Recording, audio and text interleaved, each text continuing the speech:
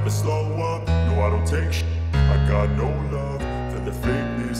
ভারত সহ 4 দেশের প্রতি কঠোর হুঁশিয়ারি দিয়েছেন মার্কিন প্রেসিডেন্ট ডোনাল্ড ট্রাম্প।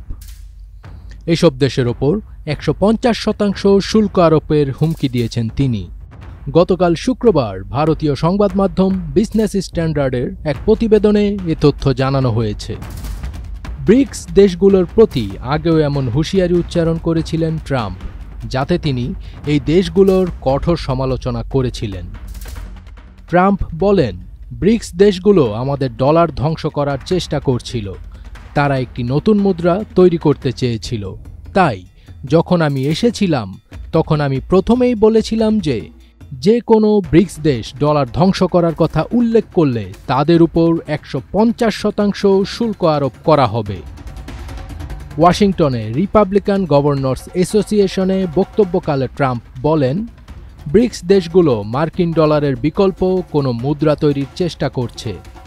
তারা আমাদের ডলার ধ্বংস করার চেষ্টা করছে। নতুন মুদ্রা তৈরির চেষ্টা চালাচ্ছে তারা। তার হুমকির মূল লক্ষ্য মূলত জোটের 5 দেশ রাশিয়া, ভারত, চীন, ব্রাজিল ও দক্ষিণ আফ্রিকা। ব্রিক্স জোটভুক্ত দেশগুলো হল ব্রাজিল, রাশিয়া, ভারত, চীন, দক্ষিণ আফ্রিকা, মিশর, ইথিওপিয়া, ইন্দোনেশিয়া, ইরান এবং সংযুক্ত আরব আমিরাত। এসব দেশ বৈশ্বিক অর্থনীতিতে ডলারের আধিপত্য কমাতে এবং একটি নতুন মুদ্রা ব্যবস্থা চালু করার কথা ভাবছে।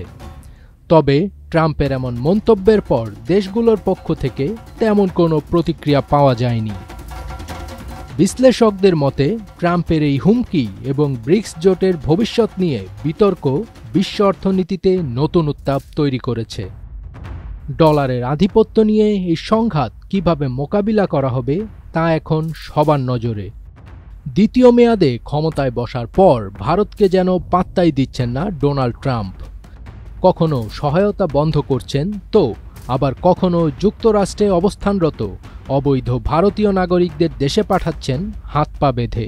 এমনকি সম্প্রতি ভারতীয় প্রধানমন্ত্রী নরেন্দ্র মোদীর সাথে বৈঠকের পরদিনই ভারতীয় অভিবাসীদের হাত পা বেঁধে দেশে পাঠায় ট্রাম্প প্রশাসন, যার ফলে ব্যাপক সমালোচনার মুখে পড়েন মোদি।